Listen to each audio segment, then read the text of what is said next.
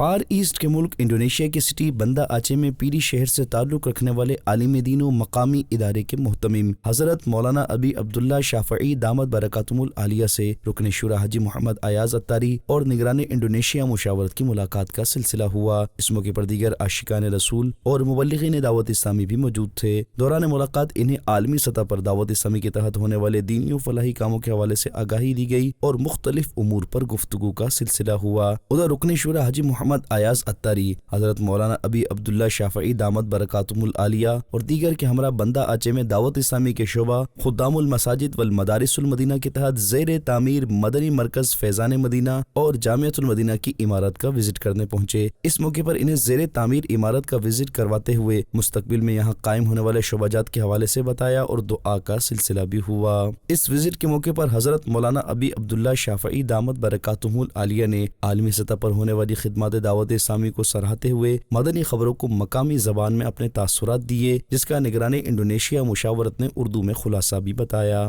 الحمدللہ ایک دوسرے شہر جس کا نام پی ڈی ہے، وہاں سے ایک عالم دین جو ایک مدرسے کے محتمم اعلیٰ بھی ہیں، جو ایک مدرسہ چلا رہے ہیں، اپنے رفقا سمیت جو ہے وہ اس شہر کا دورہ کیا اور الحمدللہ انہوں نے دعوت اسلامی کے ادارے جامعۃ المدینہ اور ساتھ ہی ساتھ مدرسۃ المدینہ کا بھی دورہ کیا اپنے رفقا کے ساتھ۔ اس کے ساتھ ساتھ انہوں نے اپنے تاثرات سے نوازا۔ انہوں نے فرمایا، جس کا خلاصہ یہ ہے کہ دعوت اسلامی نے جو جامعۃ المدینہ اور مدرسۃ المدینہ کا قیام عمل میں لایا، اللہ پاک ان کو خوب برکتیں عطا فرمائے، اور یہ ہماری خوش نصیبی ہے کہ ہمارا جو صوبہ ہے آچے، اس کے اندر دعوت اسلامی کی پہلی شاخ قائم ہوئی ہے جامعۃ المدینہ کی۔ اللہ کرے کہ بہت سارے طلباء یہاں آئیں اور علم دین سے مستفید ہو کر دنیا میں پھیل جائیں، اور میں دعا کرتا ہوں اور ساتھ ہی ساتھ میں آپ لوگوں کو دعوت بھی دیتا ہوں کہ جنہوں نے ابھی تک جو ہے وہ مدرسۃ المدینہ اور جامعۃ المدینہ میں داخلے نہیں کروائے، جلدی جلدی داخلے لیجئے،